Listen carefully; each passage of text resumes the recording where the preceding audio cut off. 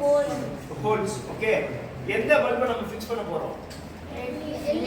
அதோட சைஸ் தெரிஞ்சா தானே நம்ம இதுல ஹோல் போட முடியும். அதோட சைஸ் எப்படி தெரிஞ்சுக்கிறது அப்படிங்கறத பார்ப்போம். Technical data sheet 5 mm round white LED. இதோட சைஸ் இங்கே வருது 5 mm, which means that the diameter of the LED bulb is 5 mm. எனக்கு 5 mm இருக்கிற ஒரு LED பல்பை ஃபிக்ஸ் பண்ணனும்னா ஹோல் எவ்வளவு இருக்கும்? 5 size size of